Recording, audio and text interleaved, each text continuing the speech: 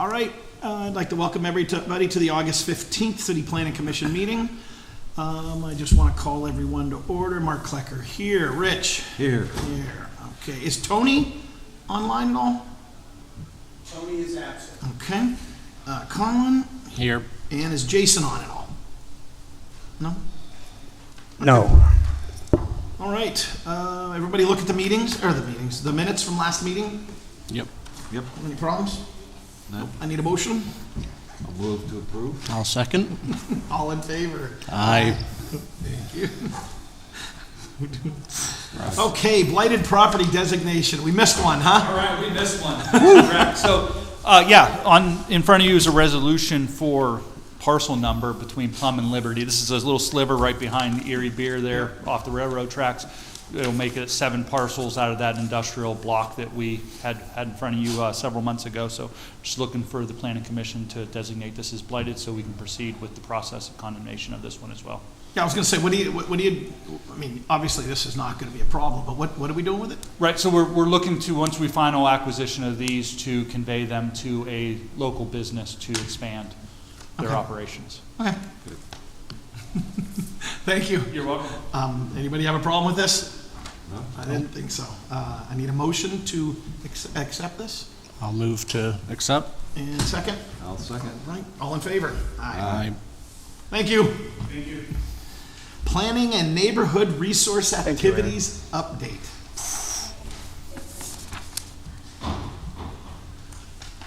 Good afternoon. I'm Jackie Spry. I am the new Planning and Neighborhood Resource Director. For the last 2 years, I've been the American Rescue Plan Program Manager for the City of Erie. So I have been through a lot over the last 2 years, but it's been a very good experience, at least to get my feet wet. And my background is in planning, and I worked in the public, private, and nonprofit sector of planning over the last, 20 years. And so, and I am from Erie, too. Nice. I know that there's been a lot of transition over the last 2 years in this position, and there is a lot of work going on. Some of it has been on hold a little bit, and some of it is new work that needs to move quickly. So what I tried to do today with Erin Carey, who's going to chime in here on some of the projects that she's lead on, is just give you an overview of those projects and kind of give you get you up to date on where we've been and where we're going. Typically, I do not want to read to you, and I hope later on I'll be able to speak off the cuff, but today I do plan to kind of read off the paper, so I apologize for that, but blame it on my newness, okay? So the first item here you'll see, I wanted to let you know, Michael Baker International. In June, a couple months ago, the city contracted with Michael Baker to assist with ongoing professional technical assistance support to support planning-related projects and the work of the department. Several of the grants that will be mentioned today, Michael Baker is assisting with reviewing the grant agreements, and once these agreements are executed, they'll begin drafting RFPs to secure professional consultants. And I think really what Michael Baker steps in as in times where we may have not had a director or where things were a little uncertain, they were going to be picking up the technical assistance here, primarily to write the request for proposals to get these planning grants moving. So they're going to be a great source of help for our department. One of the projects that they're going to be writing the RFP is the Comprehensive Recreation Park and Open Space Plan, which is a $100,000 grant. The city was awarded $50,000 through DCNR C2P2 planning grant to fund a master plan for all city-owned parks, including recommendations for improvements to park and identifying potential funding programs to implement the plan. The grant required a 1-to-1 match that was provided by the city's CDBG program. The city has not had a comprehensive parks plan done for its 47 parks in more than 30 years, so this is quite an undertaking. Michael Baker is going to be responsible for writing the RFP. However, I believe Erin supported that, is supporting that process since she knows it so intimately, and I think you wrote the RFP and they're reviewing it. This will be to procure a professional consultant. The plan is projected to be completed within 2 years. The next item is a grant called Safe Streets and Roads for All. It's $240,000 grant. This is a $200,000 federal planning grant from the U.S. Department of Transportation with a $40,000 contribution or share from the city. The project will be led by the City of Erie Planning Department with assistance from Public Works, Bureau of Engineering, Mayor's Office, and other staff working directly on key tasks to create this comprehensive plan. Federal funds will be used to procure professional consultants to assist with a comprehensive safety plan, and a robust public input is also included. We, at this time, we're in the process of making revisions to the agreement between DOT and the city, and once that's fully executed, we'll begin writing the RFP to secure professional consultants. The plan will include a safety analysis, community engagement, as I mentioned, and recommendations based on data and public input. We anticipate completion of this plan within 2 years, which will then allow us to leverage for implementation funding. 12th Street Reimagined. This may or may not have been a grant that you're aware of. It's a $150,000 grant.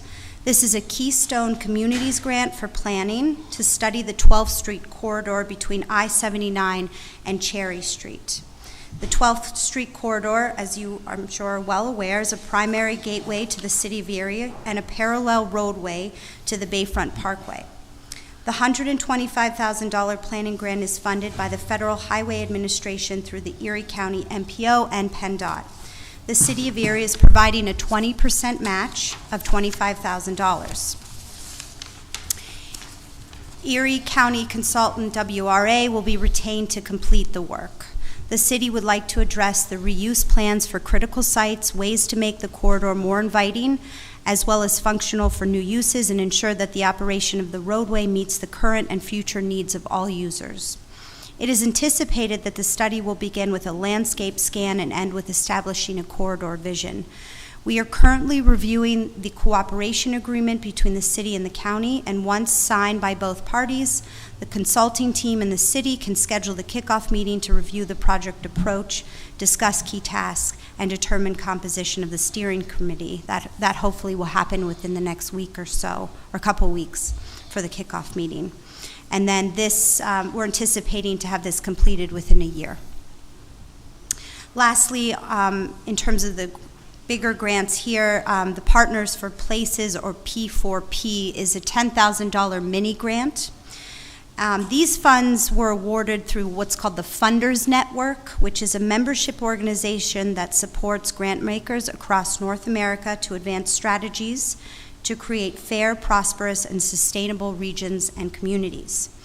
The City of Erie and its sustainability director, together with other local environmental partners, have come together to engage with frontline community groups to determine a priority agenda for Erie's sustainable future focused on the intersection of climate action, racial justice, and racial equity in water. This process really will help define our broad goals for sustainability and climate change within the City of Erie and help us to apply for implementation funds for larger projects. We anticipate moving quickly on this project over the next year. I'm going to turn it over to Erin Carey to let her discuss some of the projects that she's leading. Thank you. Thank you. I'll be back.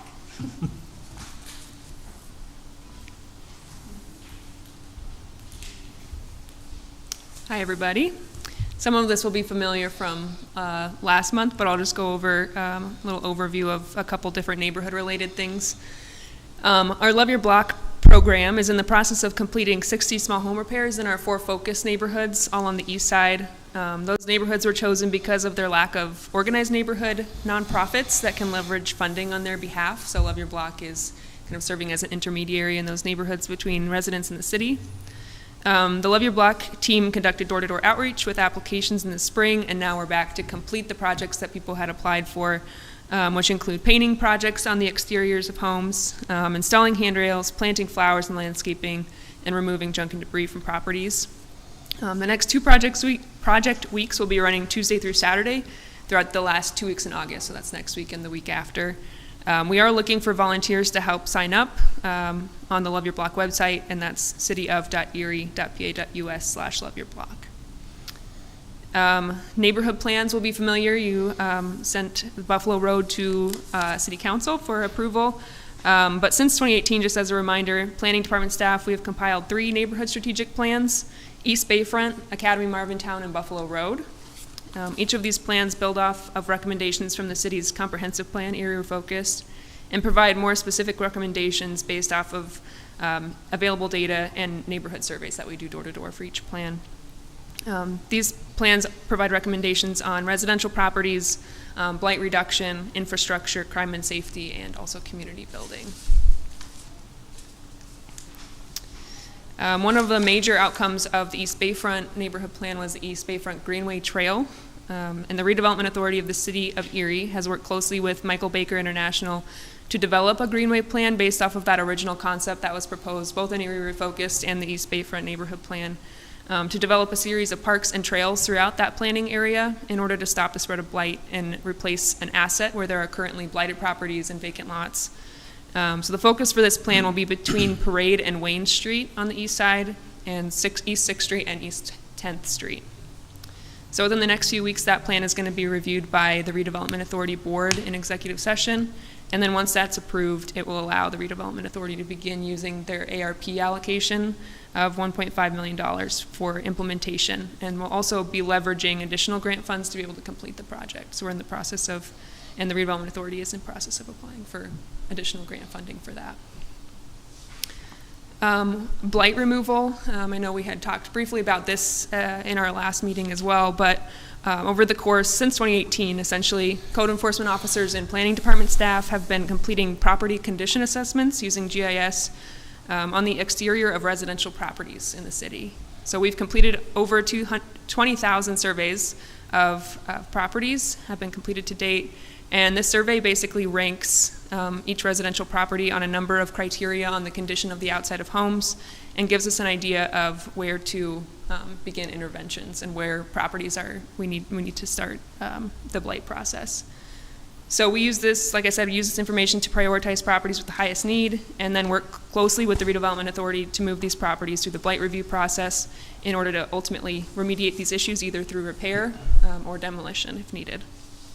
And code enforcement and the Redevelopment Authority, we meet bi-weekly to discuss the progress on these properties and to discuss any appropriate interventions from either department that would be needed. Do you want me to continue on to historic preservation, or do you want to do that one? Either way. I have one quick question, just Yeah. jumping back. For the Love Your Block, so I was unaware that kind of the reasoning was because there was nobody to coordinate those. Yeah. I guess the question I had was, is there any part of, whether it's Love Your Block or another initiative, that is working to help those neighborhoods develop the infrastructure, whether it's not necessarily setting up the nonprofit for them, but getting them connected to go down that path and try and make it more sustainable? Right. So Love Your Block, I kind of see it as the first step in doing that and building the relationship with neighbors, both between the city and neighbors, and then resident to resident, so that neighbors can meet each other. So that's step one, and we work closely with residents who need additional assistance if they want to be connected to Redevelopment Authority grants, that kind of thing. We help people through the application process. And then the ultimate goal will be to start some kind of neighborhood association, some kind of organization, or at least have a list of people that if we have a planning process happening, we can reach out to and say, hey, if you live on East Avenue, we want your opinion. You worked with us with Love Your Block. We have that existing relationship at the bare minimum. But Awesome. The ultimate goal would be to create some kind of organization or association for those neighbors. Great, thanks. Yeah. Any other questions before? I know this is a lot of information. Nope. Okay. Historic preservation. For the last year, we've been working on creating the city's first comprehensive historic preservation plan. A Keystone Historic Preservation Planning Grant from the Pennsylvania Historical and Museum Commission funded this. It was a $25,000 grant that gave us the ability to contract with a consulting group. The Lakota Group, which is based in Chicago, is that firm that has been chosen. And in June, the Lakota Group presented the first draft, and it contained a State of the City report on historic preservation in Erie. It provides background and historical context to Erie's history, its built environment, and historic preservation efforts. The draft was presented and discussed by the Historic Preservation Plan Steering Committee and the Historic Review Commission, the HRC. That full draft of the preservation plan will be submitted to staff by the end of this week. And once that draft is received, it'll be reviewed by the HRC and the steering committee once again.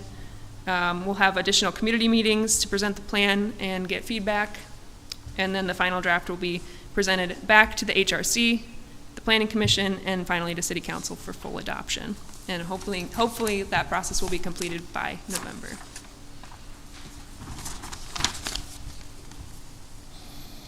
And then a final note on the historic preservation front. In March, we began receiving applications for the Historic Building Improvement Grant, and it was funded through ARP funding in partnership with the Redevelopment Authority.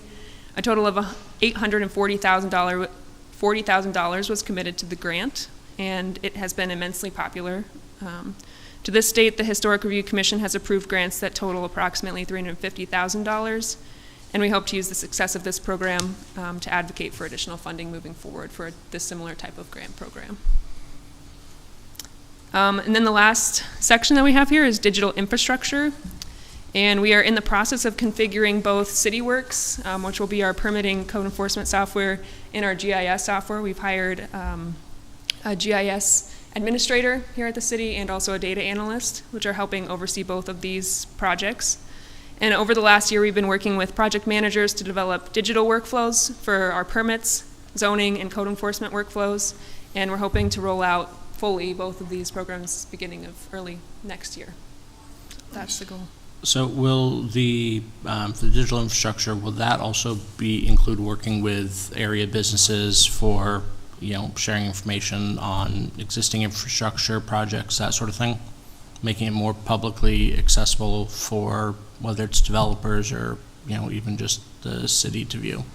Yeah, that's the goal. So part of our digital transformation project with CityWorks is that even for permits and that kind of thing, you can go online and apply for permits online rather than going through the paper process currently.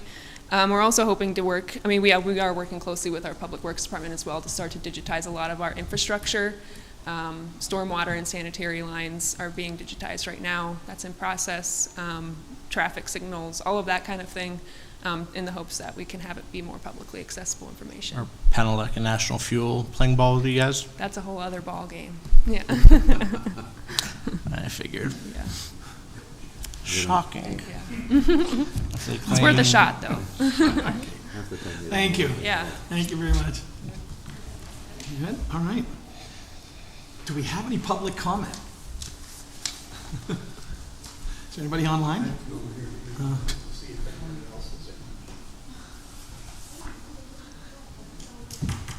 Nope. All right. No public comment. Well, then I need a motion to adjourn. No. Motion? Nope. I'll move to adjourn. Adjourn. I'll second. All right. Thank you, gentlemen. Thank Thank you. Thank you.